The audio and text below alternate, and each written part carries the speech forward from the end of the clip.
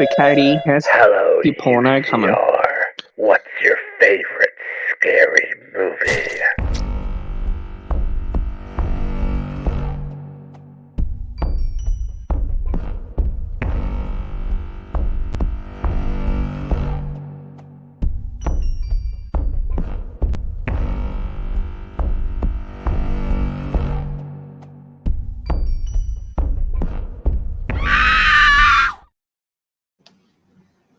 Well, howdy, folks. Welcome to the deep. Oh, we're not really in Texas because otherwise we'd be like shot at or something.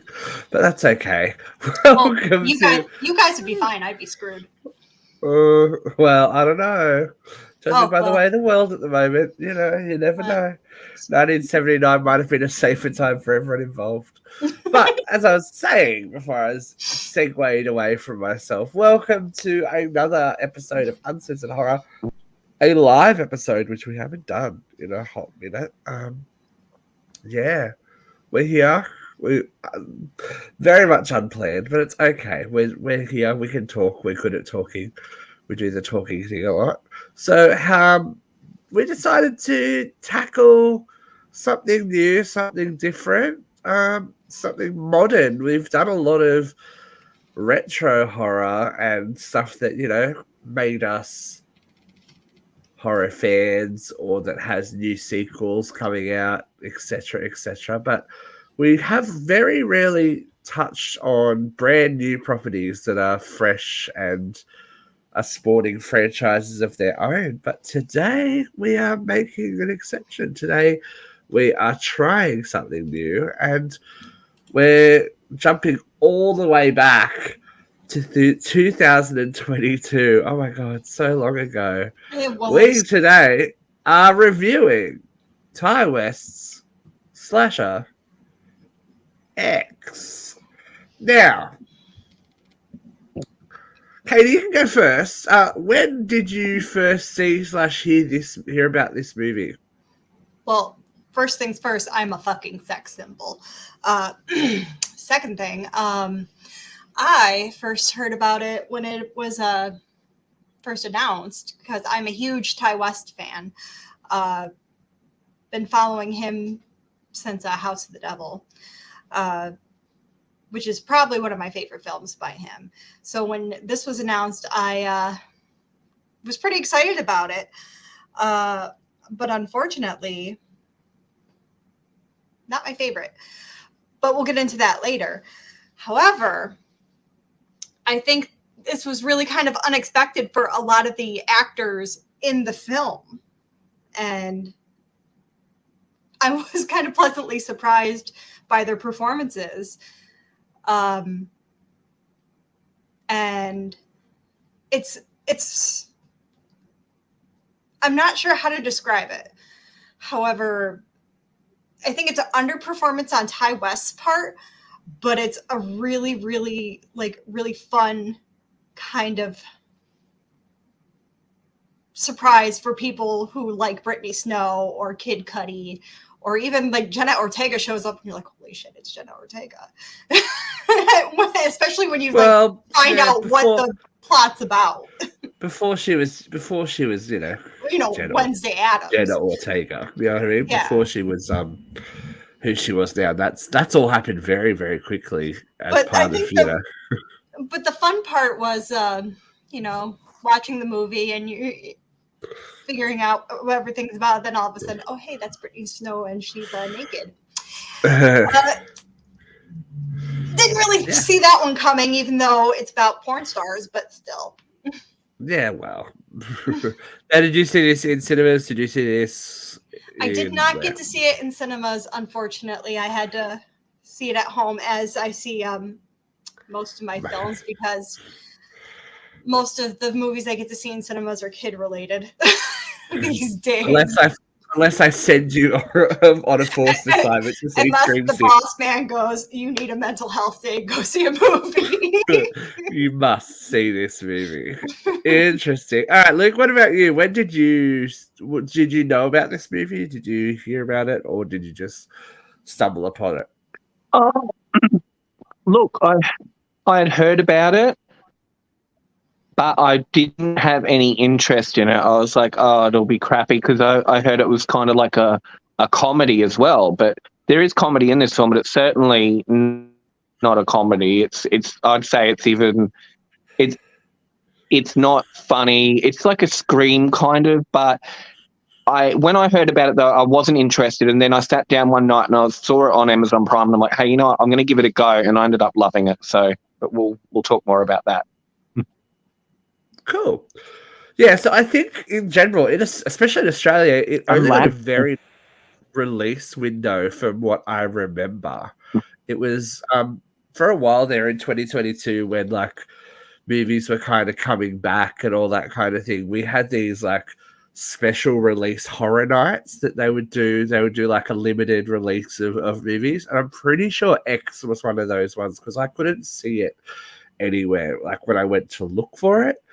And it was kind of one of those ones that got lost in the shuffle. I'm like, oh, okay, cool. And then we ended up in America and all that kind of stuff. And I think the main focus of that year was Halloween, and I think everything else fell to the bottom of the pile. But yeah, I finally saw it like less than 48 hours ago now. I finally gave it a watch. And I've got to say, I was pleasantly surprised. I don't know that I'll tell you what I think the problem is at the end of the show, but I was happy that I enjoyed it because it takes a lot for me to get invested in movies these days. I find it harder and harder to, especially like horror, unless it's like got great actors straight up. I'm just like, oh, I've seen it all. Like I've seen this. I know what's happening, and I think that's part of the strength of this as well, that it has that familiarity. But look, let's do the big spoiler warning. It's 2020. Look, as long ago as this seems, this franchise has really just sprung out of nowhere super quickly, which is awesome for Ty West and the actors involved. Like Mia Goth's just like, well, I'm working for the rest of my life, so it's all good. She's a busy girl. But for X to be out and then for a sequel to come out so quickly afterwards, and then the reason why we're actually doing this now is that the third sequel has been announced that it's coming. Maxine is due out this year, so this has become a trilogy in the space of like 18 months, which is super rare / exciting, I guess. If you've got that lightning in a bottle moment, you kind of grab onto it, because this is kind of revived the slasher a little bit, which is cute. But again, well, I digress. This is the spoiler warning. If you have not seen X from 2022 yet, there will be spoilers, and it will kind of affect the rest of how you view the franchise as it unfolds. So if you haven't seen it yet, please just pause the podcast and then come back and give us your 2 cents as well. So we'll talk about it. X is, I would guess you call it an homage. It feels very reminiscent of Texas Chainsaw Massacre meets Friday the 13th. It's like an homage to these late 70s slasher movies that take the big city mice into the country, and as two worlds collide, modern day America and, you know, the good old boys of the heartland of America collide, and, you know, blood is shed out at that point. So I think that's a pretty good analysis so far, right, Katie? Well, I mean, you start out in like a kind of small, I'd say they're in Florida, wouldn't you? It does look Floridian. It does look Floridian, but they're. But it says there's rural Texas, so they could be somewhere like they end up in rural Texas. So I don't know if they're driving from Florida to Texas. I mean, there's reference to a bayou, so like when it says a Bayou Burlesque on the side of the building when they're leaving.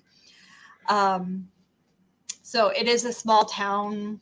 They're leaving small town. Well, they're leaving a city or a small city, and they're going way out into the country. And I can't remember when I rewatched it, I can't remember if I missed why they're going into the middle of bumfuck nowhere to film this. Is it? Well, it's because it's it's cheaper and it's Cheaper? away from Okay. prying eyes. They won't get, caught out and Okay. fined and all that kind of stuff. Because that's what he says. He got the house for cheap, and it's private, and no one will see what they're doing. Because this is the underlying like, I guess, motivation of the movie is that one of them at least works at the strip club. They work at the strip club. Mm-hmm. Two of them, I guess both the girls work at the strip club, and they're going to try to get into the burgeoning home video craze, Right. and of porn. And it's very. I agree with you. In 2022, it seems very weird to make this the focus of a movie. Like it's like a tongue-in-cheek kind of look at the exploitation-ish version, because there's some stereotypes that prove true in this movie, which is one of the funniest parts of the movie, I must say. I'll talk about it when we get there, and I literally went, bah! And laughed out loud. It's been a while since the movie's made me do that. And I'm like very sex positive. I'm very like, oh, they're just body parts or whatever. But even I'm just kind of like, oh, it's kind of like a lot of like nudity. It's a lot of like very graphic, and it really does. And it really does feel like, well, it's a lot of female nudity. It's all female nudity, really, except Kid Cudi's butt. Which, by the way, Kid Cudi, very nice. Look, touch. Nice touch. It's definitely. But I think it's definitely a NC-17 version of a porn movie. It's like you see boobs, you know what I mean? There's boobs. Like, right, if you're coming in expecting it to be like, I don't know, the Rob Zombie version where you'd probably see like meth in the corner and everyone's like that's not what's happening. I mean, I was happy to hear I can't really hear you, Luke. Yeah, we can't really hear you. I was saying everyone would be battling with their hepatitis C. Probably. I mean, I was happy to hear that Brittany Snow had a really positive experience with it. She felt good about filming. She felt good about her body, and she felt confident and comfortable. So that makes me feel better about it. Oh, she looks great. She looks fantastic, and I'm happy to hear that it was a good experience. And I hear nothing but good things about Ty West, so I'm glad it was a positive experience. But it's still, anytime you have like females and nudity on a horror set, you always kind of feel it's a little exploitive. And and I think this movie was turning that on its head, though. Like, it was exploitative plus.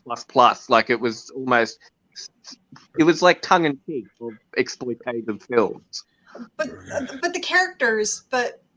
the female characters also were very empowered in the film too. Like those women definitely were in control of the situation, and you could tell. So let's talk about them. So our cast is obviously our lead is Maxine, Mia Goth, and she is the star. She's the star of the show. She is, I think, it's like the lead dancer or something at the club. I think it's implied. And her boyfriend Wayne, who I did not realize is Martin Henderson. Now, if you're Australian, you'll know Martin Henderson, and it blew my mind. I only realized today that it was him. I'm like, oh, okay. Martin Henderson was actually the male. He was the male lead, I guess, the male lead in the ring. Yeah, the reporter dude. Oh, okay. Yeah, he was. He's from New Zealand, but he was fairly well known. He had a pretty prolific TV career, and then he went over to the States. So then we've got Barbie Lynn, Brittany Snow. Barbie Lynn, who is doing her best Marilyn Monroe. That's her look, right? She's just like Jack in the Marilyn.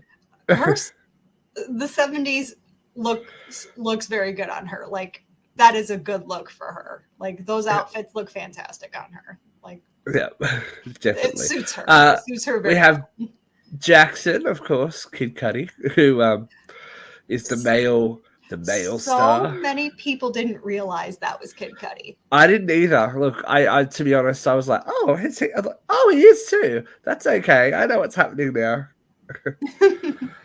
We have amateur director RJ, who's like the typical screen nerd that we have in these kind of movies, and his girlfriend Lorraine, who is Church mouse.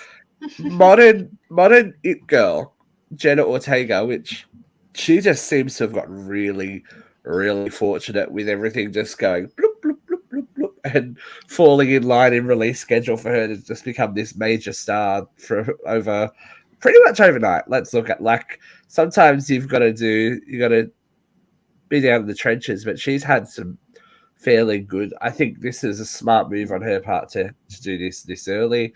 Then she's now branched out. She's a certified scream queen, I think now. She's got a scream, and she has a on good her. scream She's on got her. a real good scream. I mean, She does have a good scream on her. I don't know what you guys like have as like a still for your like streaming service, but it's her. Like it's her screaming for me on Showtime, Yeah. and she has got a good scream. Yeah, yeah, she's done. Yeah, she's definitely got the lungs for it. And I think it was nice to actually see her as part of an ensemble cast where she wasn't kind of pushed as the lead. Like obviously in Wednesday, she is Wednesday, so she's the lead of the show. Mm-hmm. In Scream, she's got that relationship with Melissa Barrera where she's the other sister, so she's obviously going to be the lead and be pushed that way. But it's nice to see her fit in and not have to kind of have the moment, because I think that she's stronger here. I knew who she was, and I thought that she was going to be pushed as the main character. I thought she was going to be the final girl, but we'll talk about it again. Yeah. Compared to her performance in Scream, she was a lot more.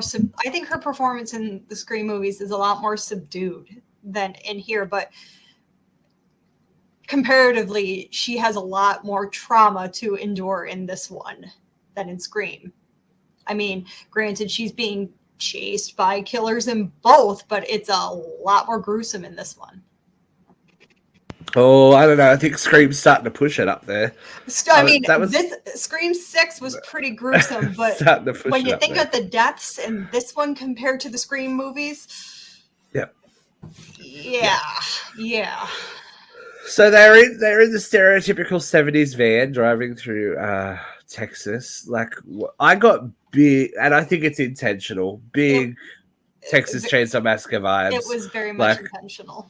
Super intentional, just even from the way it was shot. It's just like, this is intentional. And the more that they were in the environment, I got this weird Friday the 13th vibe as well, because it was a bit whodunit-ish, like the original Friday the 13th, where we didn't know who the killer was. And we were like, oh, very much intentional. Ty West is it's all, horror nut. He's a horror fan. And it's just, that was comforting, I think, in a way that when you're trying to set up a new franchise, you kind of need to be. You kind of need to have a little bit of familiarity for people to go, I can soak in this to find out what's really going on, because I feel at home in this environment.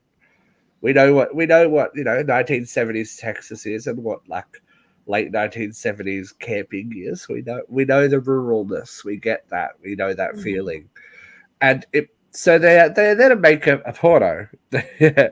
They have a farmhouse that they are hiring. They meet Howard, who is that's the makeup. Hopefully, because he is one ugly son of a bitch, as is quoted in the movie. It's like, it's off-putting. It gives me like strong Grandpa from Texas Chainsaw Massacre vibes if he was like a bit more mobile and not a corpse, but that's okay. Well, not really a corpse because he drinks blood, but we're splitting hairs here, literally. Splitting hairs. So they live in a guest house that is set up from the Civil War. Like that house is still going strong. Looks very very sturdy for an aged old house, but very cool, very of the moment, of the era, of the scene. Like there wasn't any weird anachronisms. It felt 70s. It felt that like late 70s vibe with the dirty kind of, shabbiness, which I appreciate. I like being in the moment. The group so they pretty much get straight into it. There's no beating around the bush, as it were. As Bobby Lynn and Jackson get straight into it, and well, Jackson gets straight into Bobby. Yeah, they are. They are warned to not go near the house. It's like, okay, cool. Because as Maxine is getting her stuff from the car, she sees someone looking down at her from the window. And yeah, weird eye contact moment. How long did it take? Because I didn't read anything about it. Or did you know? How long did it take you to realize that was Mia Goth? I didn't know until after I watched the movie. Oh, pretty much immediately. You could see it in their face. I don't know if I watched, it's because I watched it late at night. I was kind of, when they were together, that was like, and she was talking, well, this is for later, but when they were talking, when they had their scene together, I was like, that's interesting. But we get the first encounter with the weird old lady who we know comes to learn her name is Pearl. Pearl. And this is I didn't expect this scene, but as is always in the 70s, when there's a body of water and who wears just overalls? Wouldn't her nips be chafed like no one's business? You don't. It was for it would rub other places too. It would not be. No, you don't. It was for the movie. Yeah, but she was happily doing it, this is the first scene where I was like, oh, I don't know if I like it. I didn't know there were fucking alligators in Texas. Oh hell yeah! In swamps like that, they're everywhere, man. That thing was, and the way that they shot it at the beginning, I was like, oh, it's only little, and then it starts coming. I was like, that thing's fucking huge, and it didn't look like an alligator; it looked like a crocodile, right, Luke? Yes, it was definitely croc territory. We're talking that looked like a crocodile. That was fucking huge, and we figure out why later on. I was like, why is this thing so big if it lives on the farm? And then never mind. We find out later on why it's so big, but that actually gave me a little bit of tension because not only do you have, Pearl looking, but you have Mia Goth just chilling. Lovely aerial shot, by the way. Some beautiful cinematography moments in this movie. That crocodile, and it didn't look real at all, but it gave me tension. I was like, oh, why am I feeling tension about this? It's not okay. It was very Jaws, wasn't it, at that moment? Like a little bit like the build up. Yeah, kind of. It was that fake out moment where you're like, where is the real danger? Who can say? And at this point, I thought General Ortega was going to be the star, so I thought, well, she's dead from the croc. Yeah, the alligator. I thought she was going to have, like a Friday the 13th girl kind of moment, Yeah. Nope. So this is where we get the meeting between Maxine and Pearl, and weird old lady. Oh, look, a very own weird old lady. Hi, Vera. Hi, Mom. So, we I don't know that I'd go inside. We have watched these movies, and I know that they're of the time, so they wouldn't have seen anything like this. But you don't go into the creepy country house in the 70s. I don't know. I go past that. I go into Vera's house all the time, and she doesn't do anything to me. Yeah, but Vera doesn't live in Texas. Okay, Vera's not of the Texan. No, Vera is not a Texan. No. You don't go through that screen door. It's not going to end well for anyone. Because throughout the movie, we're getting this, and this is his obviously commentary, societal commentary. That was hard to say today. On old school American values and the Bible thumping Christianness. Well, there's no chainsaws in this V, so you're safe. There's no, we don't know that much about Vera's past. Just your She was an sharp actress. humor, Vera. Just your sharp humor. So we get the contrast between these modern liberated people who want to make the sex film and all that kind of thing. The Bible bashing is constant on the radio, on the TV, just kind of reinforcing that cultural collide. And then they've got this frozen in time, the couple that look like they have been around since the Civil War. like how old are these people supposed to be? Like, how old do you think they're supposed to be? 80s. I'm sure. Yeah, In the it has 80s. to be the 80s. Mhm. Yeah, but we get a little. In their 80s too. Like they had a rough life. Like they were. Well, as we'll discover as we progress in the series. So Pearl and Maxine have their encounter. I can't imagine that lemonade tasted good. She was like, Well, she slammed chugging it. that lemonade. Yeah, she slammed it. And she discovers that, I think Pearl has led a very unfulfilled, unhappy life. Which this is all we know of Pearl at this point. So it's very. I felt when they were doing that to Pearl, I was like, "This is me." You're going to be You a crazy think you're old going to lady in a be in farm. your 80s and still got that urge?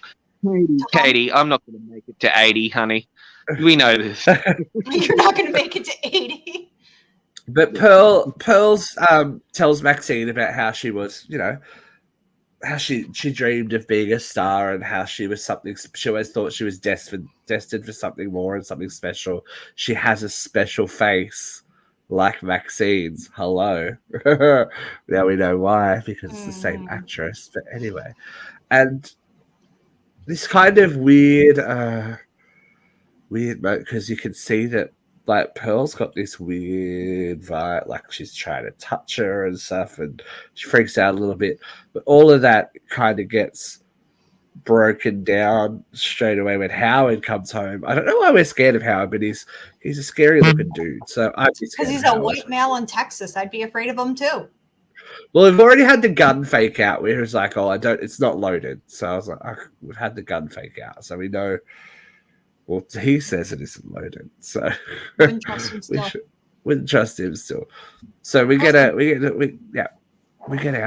Maxine has her moment where they shoot her scene with Jackson, and that's all revelations and whatnot. In that scene. Sorry, What was that? Did she do some reverse cowgirl in her scene? Oh, she did something, but. I just want to. I didn't think her scene was that spectacular, quite honestly. And they're going, "I told you she was something special." It's like, I know. What was that moment where they come out of the bedroom and it's like, "Feel how hard my cock is." It's like, wait, what? I got very confused at that moment. I was it's like, what are we watching? I know they're supposed to fake it, and I know they're supposed to be exaggerated, but I gotta tell you, I think Brittany gave a better performance. And she says that. I think that she's the actress out of the pair because as she shows off, she's like, oh, like, right. But apparently, Maxine is something special, and she's. I can see why he left his wife for you. Like, don't kiss her ass. She wasn't that great. She might not be the actress, but she's got something about her which I think is obviously going to be expanded upon as we go through. She made eye contact with the camera. Whole thing. Yeah. Clearly, I don't got it. we've got a big Did you stick to the nugget couch, Katie? Nugget couch is retired. My days are over. So we get an interesting comment on voyeurism. Obviously, Jenna Ortega's character is up and she's church mouse. She's the one who thinks that this is all a bit disgusting and below her and all that kind of thing. But the more she's exposed to it, moisten her a little bit. loosen her up. Yeah, she said I enjoyed it more than I thought I would. Yeah. Mhm. So it's an interesting comment on repression and, widening your sexual proclivities and desires and ideas. But we've also got in the background of this scene good old Pearl coming in for a sneaky peek about what's going on. And that's kind of creepy. But, That was really good. That was, grandma Yeah, watching young one play. I was like, "Ugh." so as night falls, as normally does in this movie, shit hits the fan. RJ is brutally upset when Lorraine decides to be all women's lib and go, I want to do a scene in the movie. She wants to be part of it. She gets her wish. But I think it's interesting that she's the only one we didn't see the sex scene with. But how old was she when she filmed this movie? That's what I was kind of wondering too, because she kept her bra on, she kept her underwear on, and all you see is the back, and then they like zoom immediately out. So she had to be young. Because she's not an old she's not that. Let's have a look. Yeah, I'm looking it up right now. She's not that old. Okay, so she was born. She's 20, so she would have been 18. So she was legal. Just 18.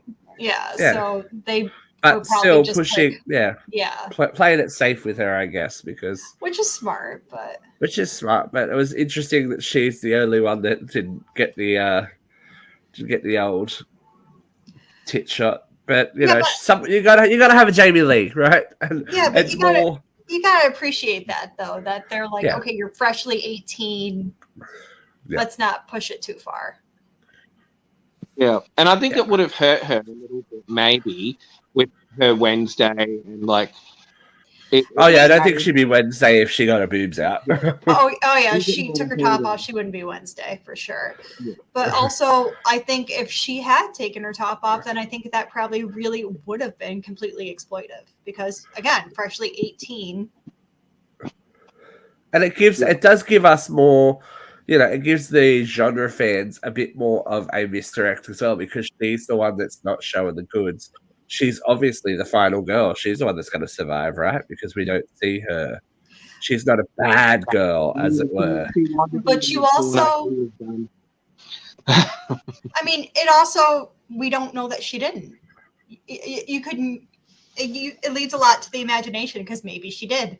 We just but the way that it is shown, you know that in Halloween, Jamie Lee Curtis doesn't do that, so she survives. In Scream, right? Those are the rules. Sydney doesn't do that until the end, but she still manages to survive because it's a flip on the head. This is more of an homage, so when you look at that, you're like, oh, well, she's obviously going to be the survivor because she's the good girl. These girls that have loose morals, as is in the 70s, are the ones that are going to get punished. But the women are the ones that survive the longest because RJ has a little, mentee B overseeing his girlfriend enjoy sex, probably more than she enjoys it with him, I think is the whole problem.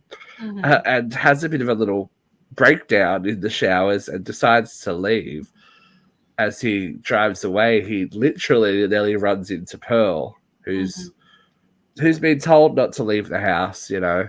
Don't leave the house. Don't, and she's got the Jonesin for some bones, and because she's ready to hump anything that moves. I think this is a good advertisement for sexuality, and Pearl's after it. She's for anyone that she can get it, and she's just flipped her shit. As soon as he rebuffs her, she goes in. That neck stab came out of nowhere. We love a neck stab. That's the latest thing. I think it's because it's so quick and brief. It's we were meant to think that she was like a demented old lady. Then once she did that, we're like, okay, she's not demented, she's crazy. She's psycho. No, she knows what she's doing. She has intention. She knows what she's doing. And she goes for the stab, doesn't she? That poor boy's neck, by the end of that, I'm like, oh, It was like Not much left. it was like meatloaf, but a very nice shot of as the blood sprays, it goes over the headlights and turns the whole thing red, and it's like, oh, okay, cool, okay, Ty West, I see. That was a cool see shot. you. I see you, Ty West. I see what you're doing here. Mm-hmm. So RJ is pretty quickly dispensed.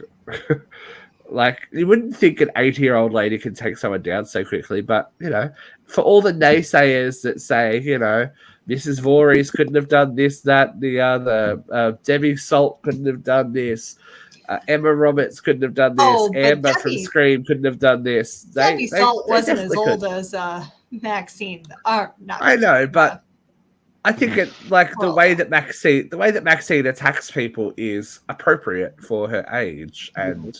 Pearl. Sorry. Pearl. Yeah, we got confused. We both got confused then. We did. I corrected myself, Pearl. Yeah.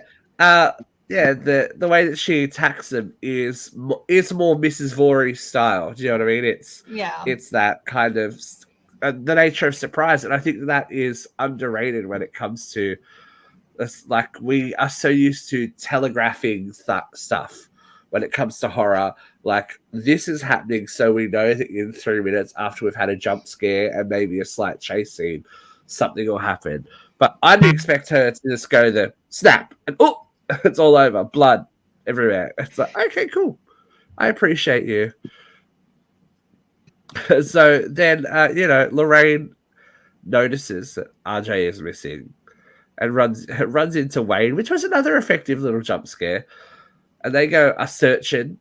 They go a walking after midnight and looking for RJ. Martin Henderson, more power to you. And you're like, they're not tiny whiteys, they're tiny greys. But I think it was a nice change in expectation to see the male.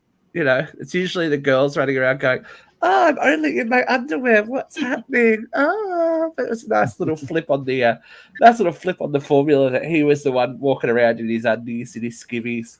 Yeah, that's very timely for the 70s. Yeah, they're just walking around, and this was I don't know what it is with nails in feet. I can't. I can't either. It's like it's so played out, but it's effective. Every time you see it. Anytime you see feet, it's like, oh, why are you doing this to me? I don't enjoy it. There are a few things of body horror that will get me every time. Eyes, nails in the feet, and teeth coming out every time. I just can't do it. For me, it's eyes.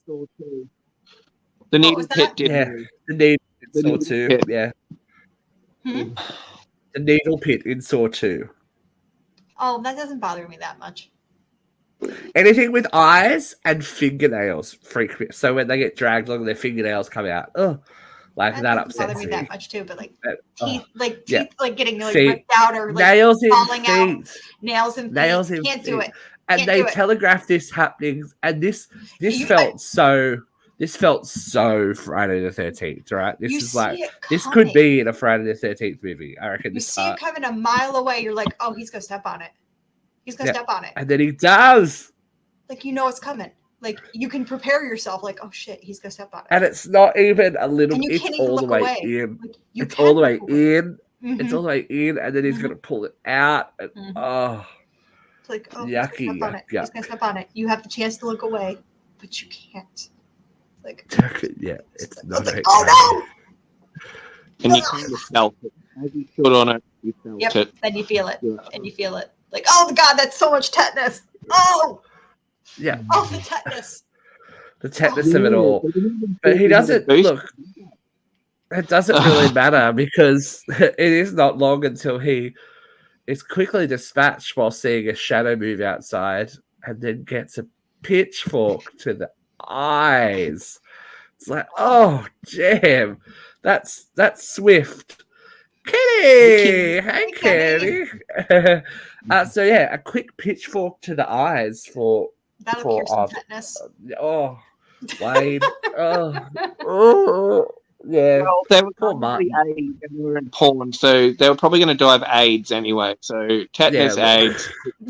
Why was he going to die of AIDS? He wasn't gay.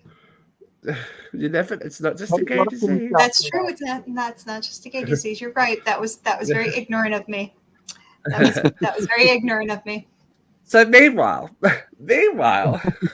we have Jenna Ortega, Lorraine. I just can't with Lorraine. It's so 70s. Running into the creeper that is Howard, who's claiming that Pearl has gone missing. So do we think at this point, do we think that Pearl and Howard have had the conversation that they're going to go on a spree, or do you think that Howard is simply cleaning up Pearl's mess? Oh no, he's in on it. After, we're not going to talk about prequels and stuff like that, but I think he's very much in love with that crazy bitch and trying to keep what she does under wraps. Oh, he is. No, he's in on it. He's trying to please his woman. Yeah, so I think it's a little from column A, a little from column B. He lets Lorraine into the house, which is a big warning sign. Anyway, it's like, oh. Then he pulls the, oh, my heart, Carter, can you go downstairs into the basement and get the other flashlight? Bitch, don't go in the basement. It is look. It is meant to be the 70s, so we will give her credit and be like, whatever, bitch. But this is where this was effective. She finds another body. Now, I originally thought this was RJ, but I thought it was too. But someone has been hung and has a fairly long prosthetic penis. I would assume it's prosthetic, unless someone's just been paid to hang there with their dog out. I was gonna say, was that the one from Boogie Nights? That's been bled out, and we get Jenna screaming. So this is probably the sign of the future. Someone saw this and went, "You got a good scream on you, girl. You got a big future. You got a big future, kids. Stick with me. You got a big future, kid."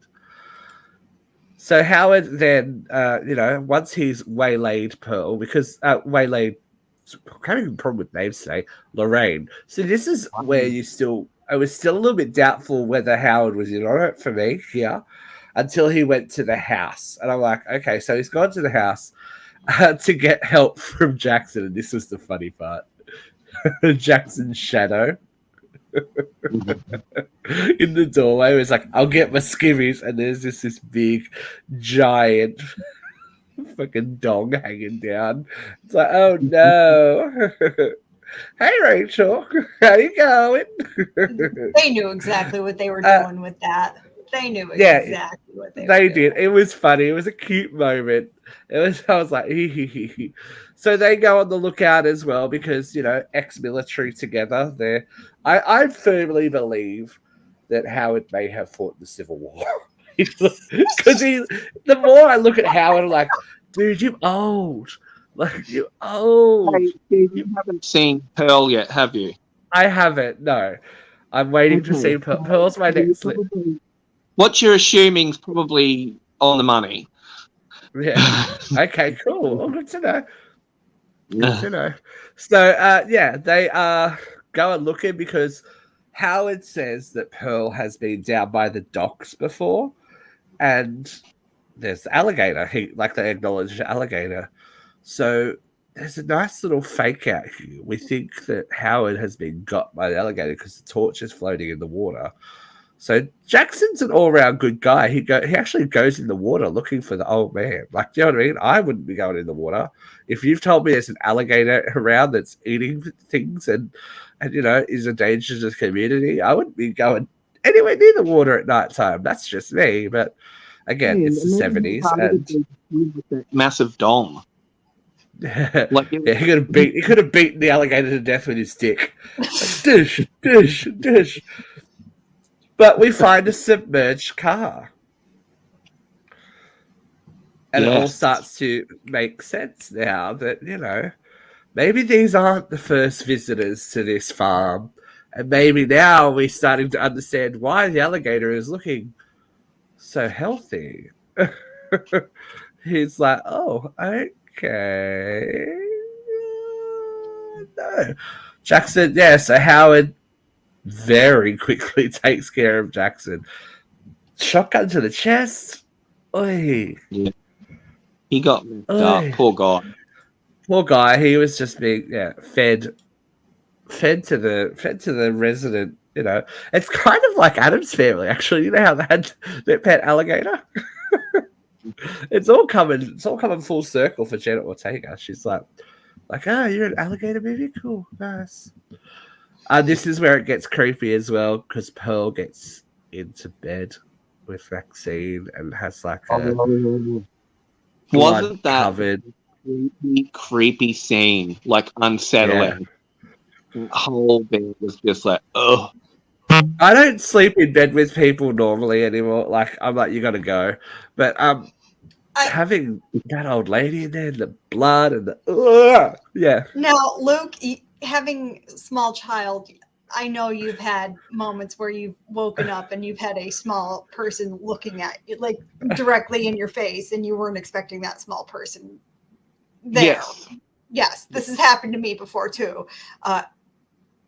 Grayson has done this to me before, where he's just like stroking my face. Good morning, Mommy. And I'm like, well, you were not there just a second ago. Child. I think it's slightly more terrifying when it's a bloody old woman, though. It's like, it's definitely probably more terrifying when it's a bloody old woman. But the child's about to be, covered in blood because I'm about to punch him in the face because I wasn't expecting him there. And then CPS is going to get called, and it's going to be a whole thing. Yeah. So we find out that Mia Goth has a good scream on her as well, though. Mia Goth's got a pretty alright scream on her. I was like, oh. Mia Goth's got a good scream, too. She's got a good scream. She wakes up. Okay. Yeah, she rolled over. Sorry. Yeah, she rolled over and saw her, and that's why she started screaming. And as Bobby Lynn comes to try and save her, Pearl rushes past her in the hallway, which was another little bit of a jump scare that I don't know if I was like on edge the night that I watched this. I was like, oh, okay, there's an old lady doing a nudie run. It's like, okay, bye, girl. See you. She got caught out. Paula Rain is having a time in the basement, though. She's having a time, but she gets her little hatchet and she thinks she's ready to go. But the fingers. Yeah. Oh, it's not okay when you see the bones like poking through after she gets her fingers smashed by Howard. It's like, oh god. Okay, Howard's part of the problem. Howard's definitely part of the problem. It's not okay. Yep. Howard's in on it. Yeah. And poor Bobby Lynn tries to. You can tell that she is like, I guess she's the Audrey from Little Shop of Horrors. She's like the hooker with the heart of gold.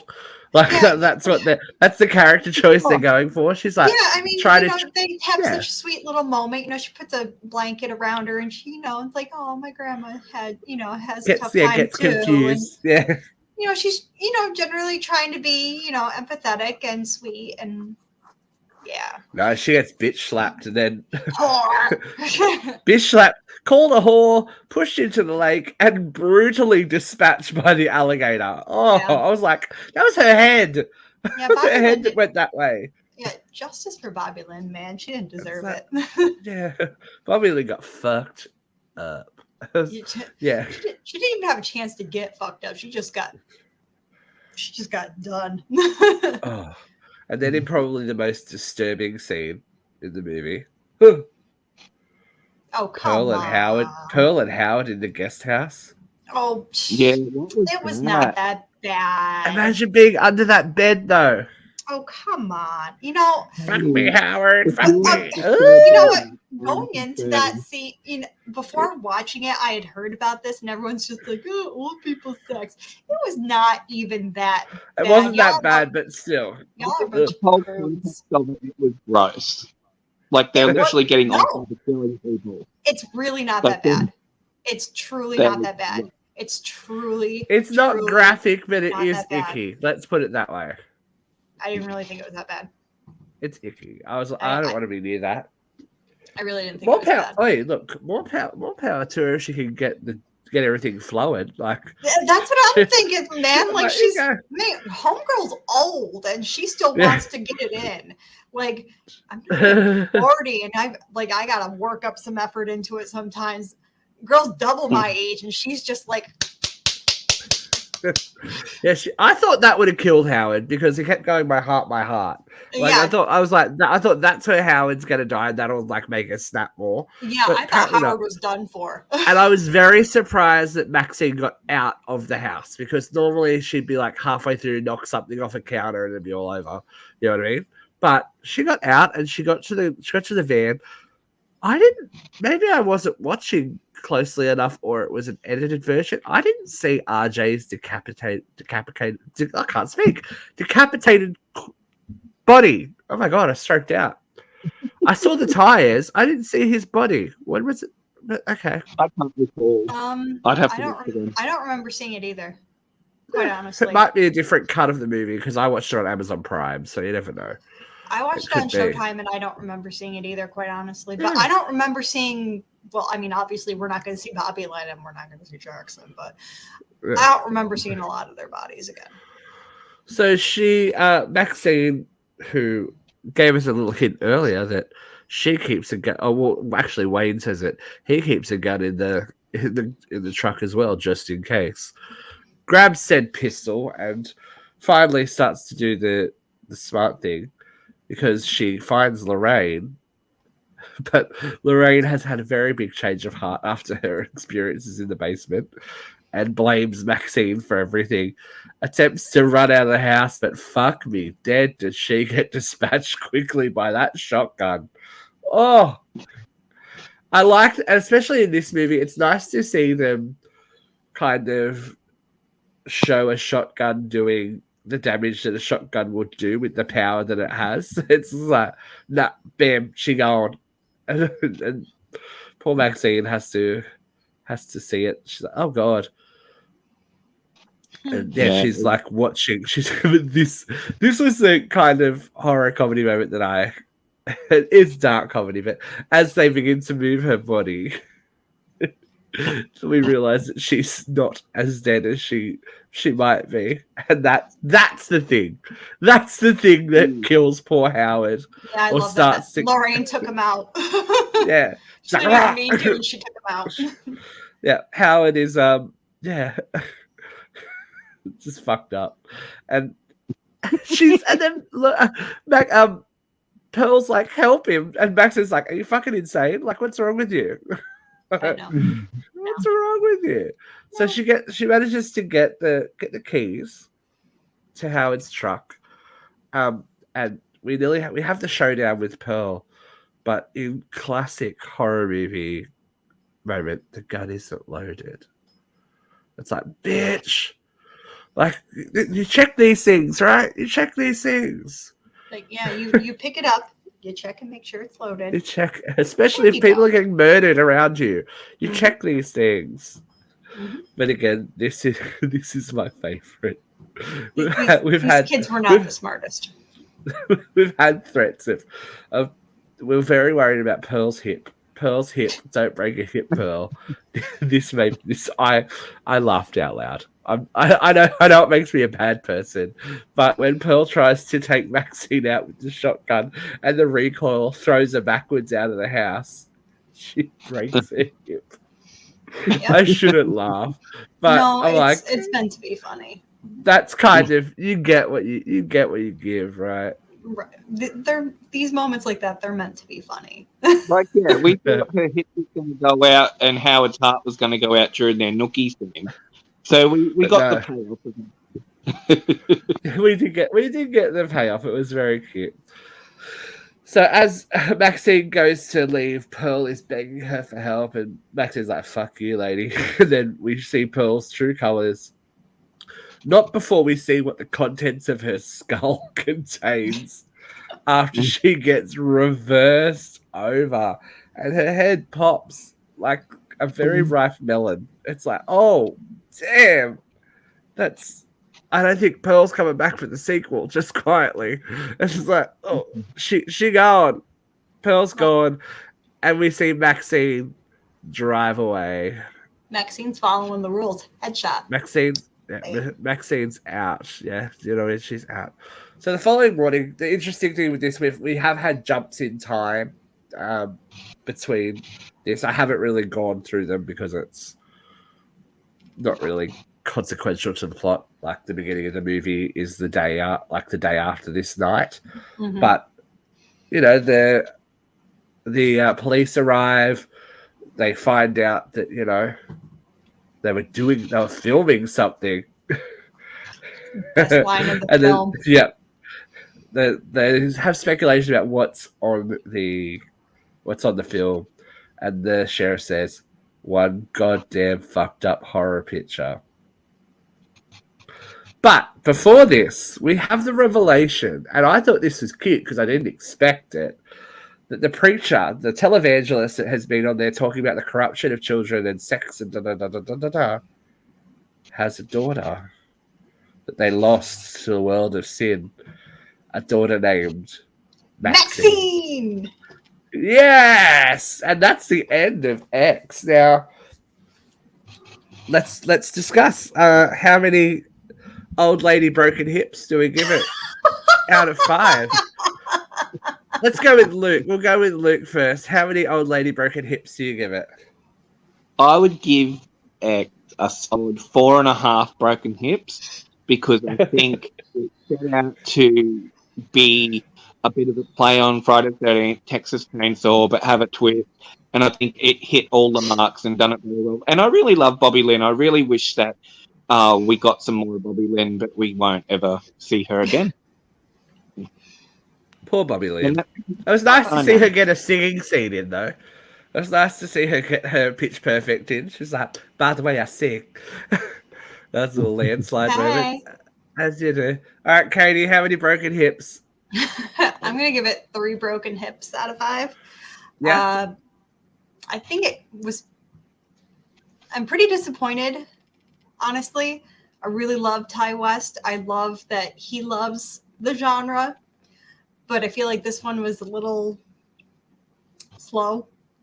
I feel like it took a lot to get to where we needed to go, but once we got there, it took a lot to get to where we needed to, to the kills, to get to the action. I mean, once they started killing these kids off, it didn't stop. But it took pretty much the whole movie to get there. And the plot points were pretty disappointing. It was pretty slow. I feel it was really exploitive. Maybe that makes me prudy. Not sure. I really, really like Brittany Snow in this. I really like Kid Cudi in this. I feel like I feel like this is their movie, even though it's not. I feel like they stole the show. I like Jenna Ortega in this. I also want to point out that Luke is a terrible history major.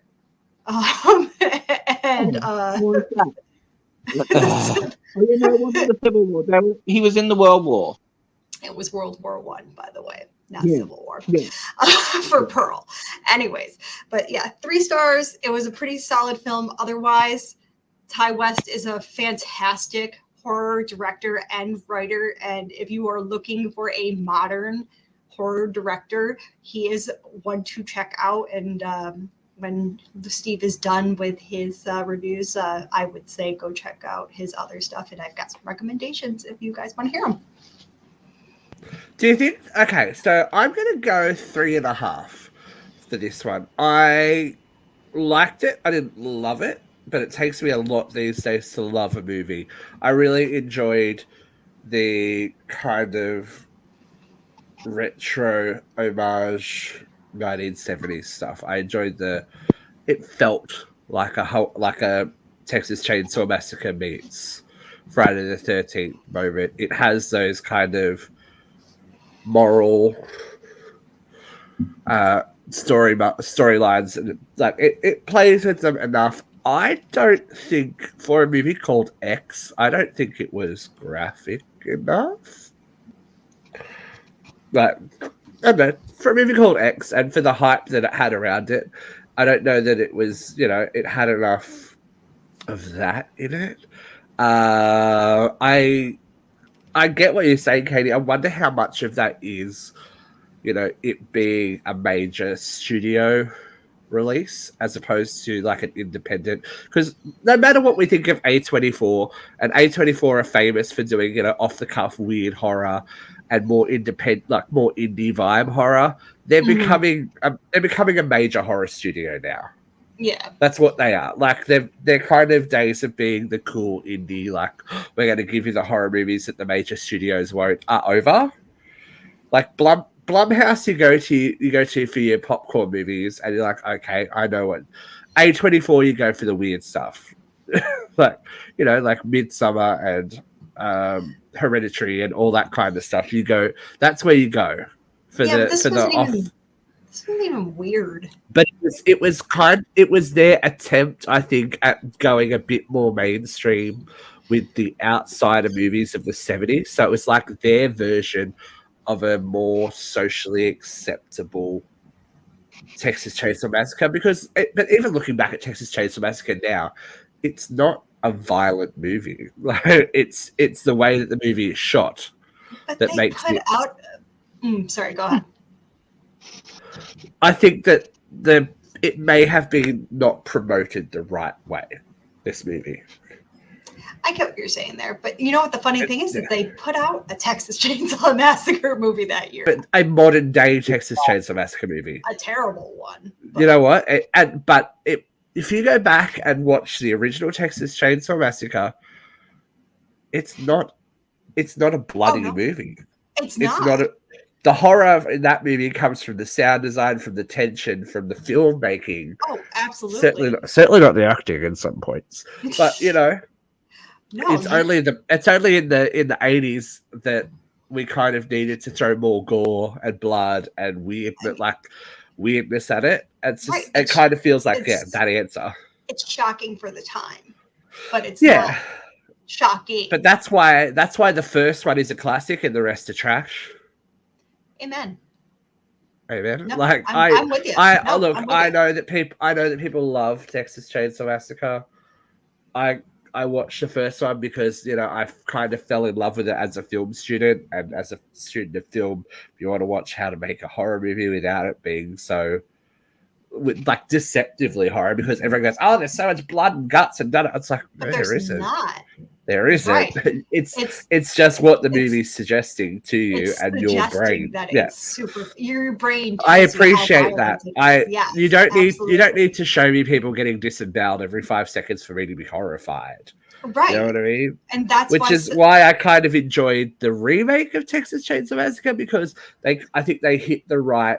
That's when Platinum Dunes was doing the remake stuff, and they hit the right balance of great cast in the remake with the Jessica Biel, like that cast, and the violence that people expected after that, like gore porn early 2000s Saw shit that went on.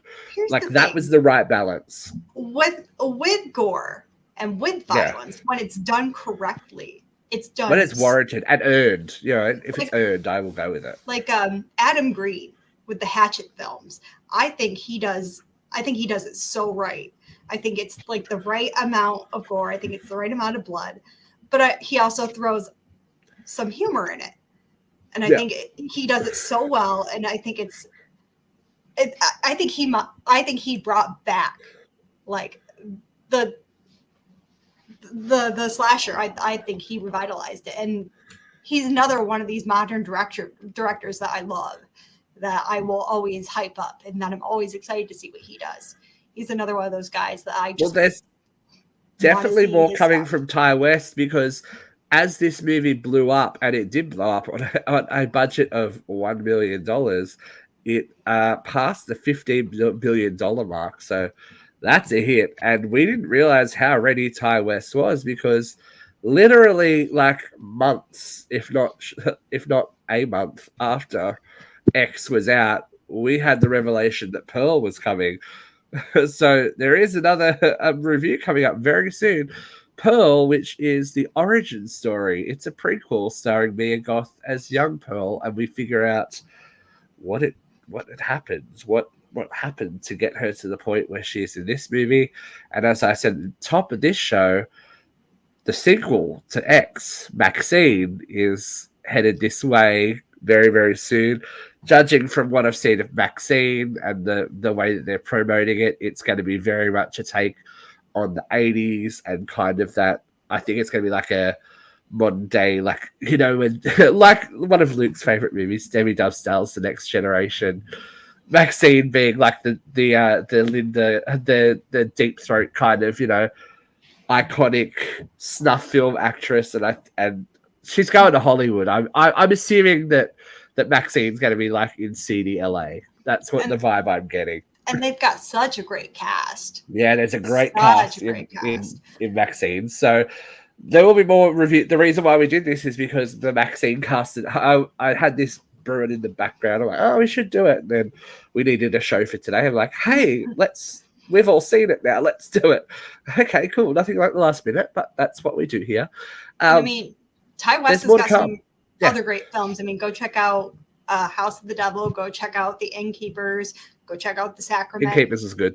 Yeah. Innkeepers is fantastic. If you like tension. Do you like tension? If you like the feel of a old school, like it's back in the day in the 70s vibe, that's House of the Devil. Innkeepers is a ghost story. The Sacrament is a found footage film. Ty West is awesome. Go check out his stuff. Definitely support. So it's nice to see, you know, the resurgence of the modern slasher. I mean, with Scream dominating the box office like nobody ever thought it would again. I think slashers we're going into another slasher era, kids, and it's nice to see something other than a major franchise. Well, it's a franchise now. It's kind of grabbing some attention. So more to come from Uncensored Horror and from Texas and all that kind of stuff. So we will see you some point in the future with our review of Pearl. But until then, you know, stay away from alligators in ponds, guys. That's all I gotta say. Thanks for joining me, Luke. Thanks for joining me, Katie. We will see you again soon on Uncensored Horror. Keep it creepy.